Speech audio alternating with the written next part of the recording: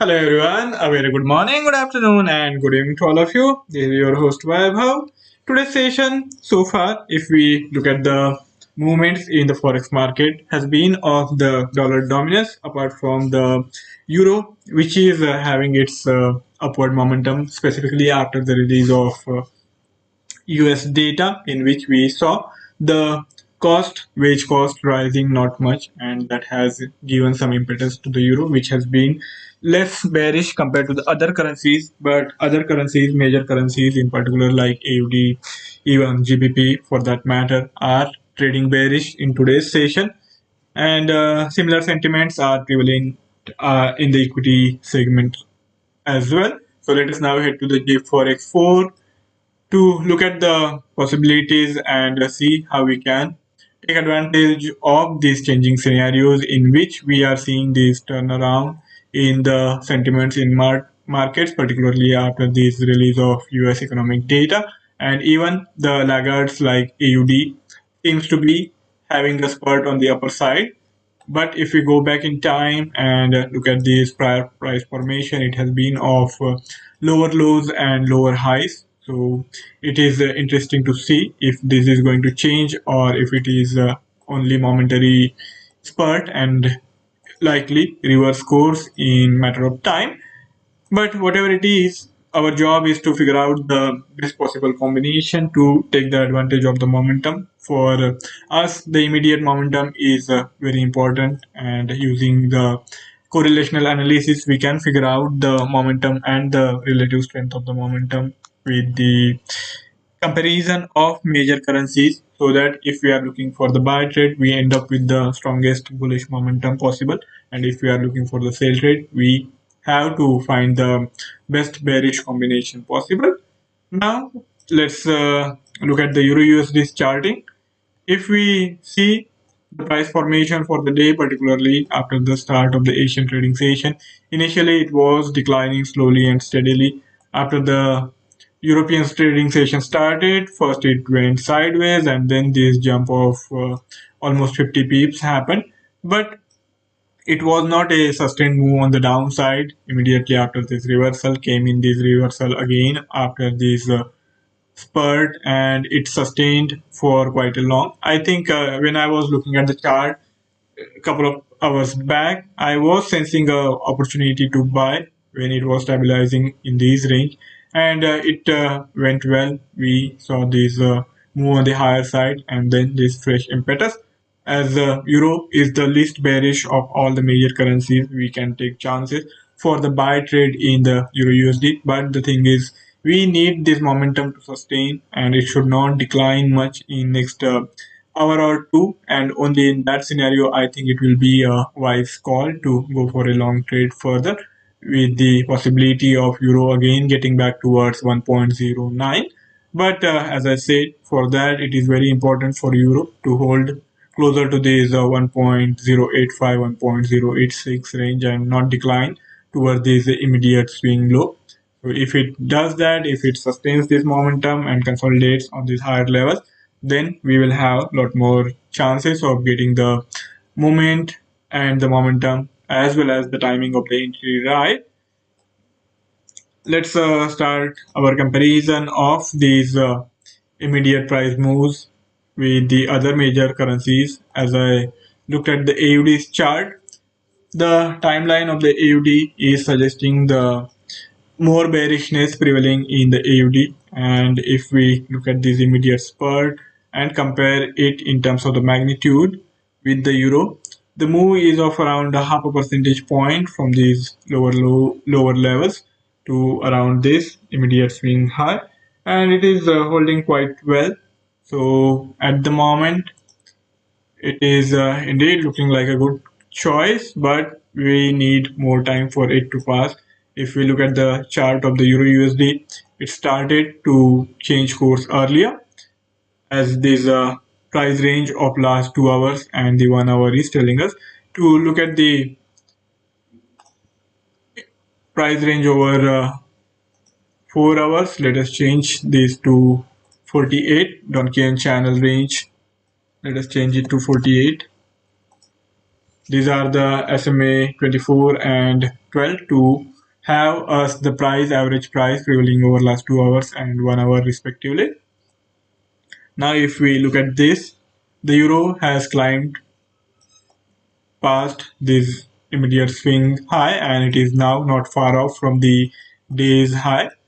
I think if we look at this immediate high, it was even higher than the prior high.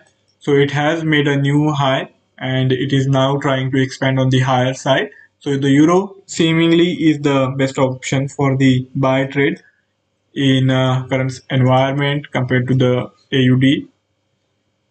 Now let's see what's the story for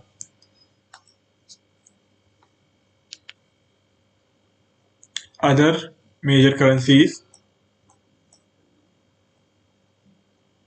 For GBP, the things have been a lot more bearish. Even it is seemingly more bearish than the AUD. AUD is seeing a spurt on the higher side, but for GBP, there is no such respite. It is continuing to decline and decline. And even if we look at its hourly charting, it is at the new lows, having given up this prior consolidation range.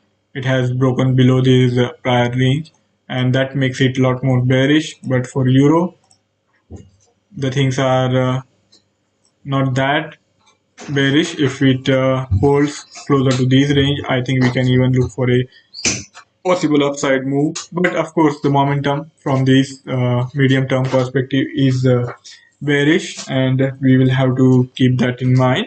So, even if we have to look for the opportunities to go long, I think it will have to be purely based for the intraday trades. And for swing trades, we will have to wait for more consolidation. As of now, the things are more favorable for the short sale trades in the euro than a long trade to be taken. Let's consider the GBP chart again on the hourly time frame.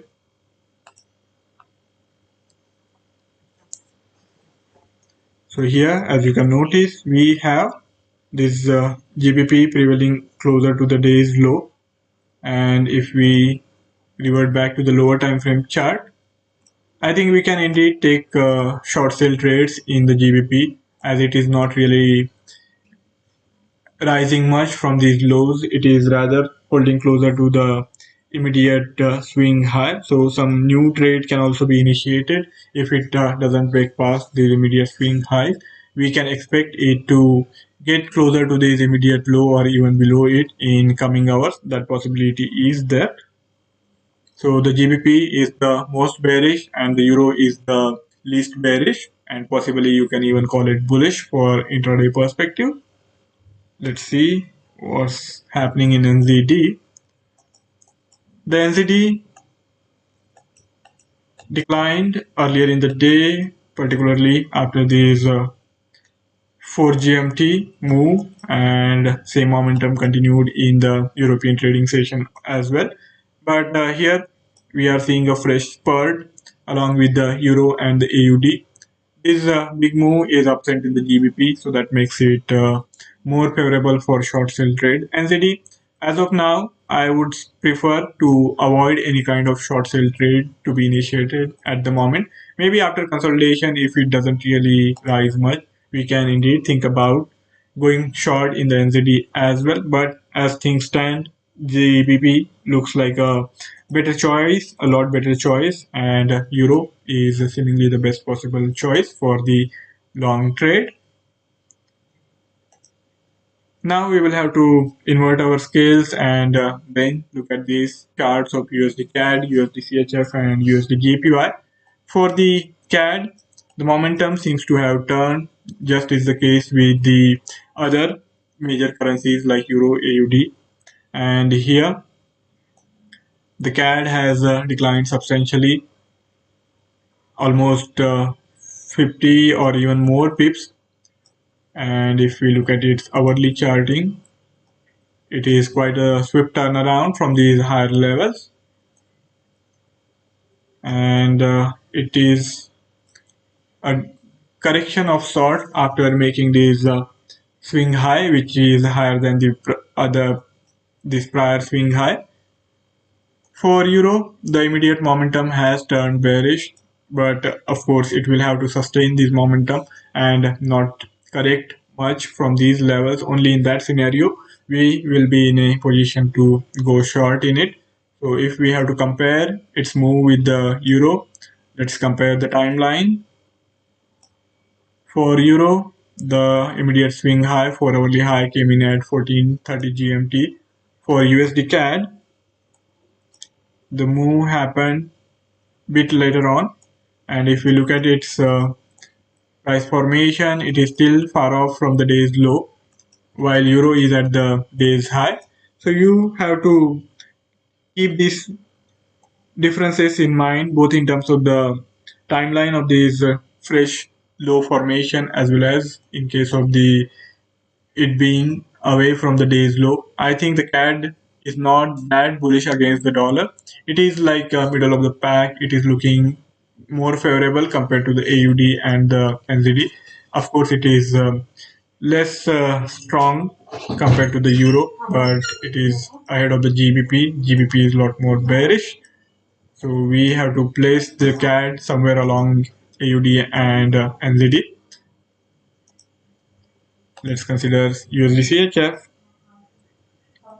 For CHF, let's look at this immediate swing low, the day's low, and the current low. It is just slightly low was 0.9239, and the current low is lower than the prior low. It is around the same time. So both in terms of this timeline as well as its move, the USD CHF is following the lead of the euro, or it is almost going parallel to the euro's move as well, you can say. And looking at its immediate price formation, it is apparently slightly more bullish compared to the euro. So we are getting this clarity simply by this immediate move, in which the CHF is apparently more bullish compared to the euro, and that puts it ahead of all the other major currencies also. So we have the CHF as the most bullish currency at the moment against the dollar, whereas the GBP is the most bearish currency against the dollar in immediate term. But before we can finalize that, we always have to consider the USD JPY. And here the day's low was at 130.06. The immediate low is now below that, and the magnitude of this move is also quite large. So both these things are telling us that the USD JPY is also in running for being counted as the most bullish currency. And if we have to now do the comparison, we I think will have to take this timeline of the event in mind, and as it is lagging in terms of making this fresh 4 hourly low, we have to put the CHF as the most bullish currency against the dollar as of now, while the JPY is likely to even come after the euro. So we are getting this whole spectrum in place. The picture is mixed. There is no immediate strong trend prevalent from the medium term perspective. And for the intraday, the momentum has now turned against the dollar. And for further confirmation, maybe we can wait a hour or two. And if we don't really see any substantial correction from this current level, then we can go with the flow and go for further short sell trades in instruments like USD JPY and the USD CHF, or you can even go for the long trades in Euro USD. The trajectory is similar. We are expecting the dollar to weaken, but for that weakness to prevail, we need further confirmation, and for us, the help has to come from this shallow consolidation. It should not dip too much on the lower side. Only in that scenario, we will have much more confidence, much more faith in our decision to go for the initiation of the new trade. Now, let's cast an eye on the price formation for the equity segment. For the equities, The Dow Jones Industrial Average has also turned the corner at around the same time. So the price formation is pretty much like what is happening in the currency segment. Earlier, we were seeing these moves which had the tendency of the bearishness. Now, here we are seeing the signs of turnaround also. So if we see this spurt sustaining itself, same application can be, we can have the same application of the framework with the Dow Jones Industrial Average, and here also the criterion is not going to change. We need the consolidation on these higher levels with the possible possibility of a further move on the upside can be initiated. And if we have to look at the medium term charting, the story is almost similar to what is happening in the most major currencies where the dollar has been gaining strength. So the trajectory has been similar. And now that this part is quite substantial from the lower lows, we will have to allow some more time. So the immediate short sale trade should be avoided. But from medium term perspective, the things are not exactly bullish. So I would say that for immediate trade, the intraday trade can be initiated with the buy buy call, but for the move to be sustained and signal a turnaround from the medium term perspective, we will need more time for that confirmation. So the intraday trade can be initiated, and particularly after the start of the North American trading session, if even if in light of the increased volatility we don't really see a significant correction, then we can indeed initiate the long trade. But if we have to go long, then the question is whether the Dow Jones Industrial Average is the best choice, or if we have better opportunities emerging in the equity instruments like Nasdaq. So let's consider the Nasdaq's move. Nasdaq has also risen substantially, and the timeline is not really different. It is the same for Nasdaq and Dow Jones. No, not really. Nasdaq seems to be leading the rise both in terms of the timeline as well as the magnitude. Its rise has been substantial. It has gained more than 1 percentage point from the lower point. But for this move, prior move, the Dow has also gained, but just slightly less than 1 percentage point. The S&P 500 is going to be somewhere in the middle of these two equity indices. So, looking at the current price formation, the Nasdaq is the most bullish equity instrument, equity index for the United States, and the Dow Jones is the least bullish equity instrument for the United States. For intraday trading perspective, I am not speaking from the medium term point of view, because for the medium term we will need further confirmation. The medium term trend remains bearish, but this is not the time to short it. Maybe after due consolidation we can even think about that. But for next couple of hours, the momentum has turned, and it is going to be advisable to avoid short sale and keep looking for the opportunities to go long in these equity indices, particularly for the Nasdaq. So now that we are nearing the end of the session, we also take a customary glance on the developments in the European segment. For DAX, the trajectory is also looking quite similar, though the magnitude as well as its formation of the immediate swing high is not as impressive as is the case with the US equity indices. So this is the laggard, and it should not be really given preference for any long trades. Now let's consider FTSE 100. The FTSE 100 is also changing course, but it is the least bullish of all the major equity indices which we have seen so far. If we look at the immediate swing high, it is lower than the prior high. So I would suggest that for any trade to be initiated on the long side, the preference has to be with the Nasdaq. But if we see the consolidation on the higher side for next couple of hours, then maybe from the medium term perspective, we can start looking for the opportunities to go short, but that should be in FTSE 100, not the other equity indices. The other equity indices, particularly the US equity indices, are looking more much more bullish, and Nasdaq in particular, I think, has a good chance to continue to rise at least for next couple of hours. So we have to keep a watch on it. As I said, the immediate requirement is going to be that it should not correct too much from these current levels, and it should consolidate on these higher levels. Then we can of course look for the new entry point in course of time. So that's my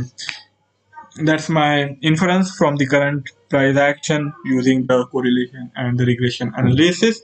And prior to this, we also took a view of the all major currency crosses, and we found CHF to be the most bullish of all the major currencies against the dollar, and GBP to be the most bearish of all the major currencies against the dollar. So you will have to decide accordingly. I would say that if you expect the dollar to continue to have upper hand in today's session, then the GBP is the instrument on which you can go short. And if you expect the dollar to weaken going ahead, then the USD CHF can be the instrument to go for the short sale trades and expect the further gains. Maybe if we look at it medium term charting, as it has broken below this immediate swing low and forming a new lower low, so we can expect it towards this move towards this immediate prior range of around 0.9210 or thereabout. So that possibility is there. So that's all from my side for today's session. And for further coverage of the market developments, do check out the Dukascopy Analytics page. We are also available on the Facebook. You can reach out to us there too. For trying out the newly released trading platform, the link has been included in the bio. So give it a try and let me know how it works out for you. That's all from my side. Thank you all for joining in. I'll be back tomorrow with the fresh analysis of the developments which would have unfolded in the European trading session, so that we can be ready at the start of the North American trading session to take advantage of the situation. So do come back. See you tomorrow. Goodbye.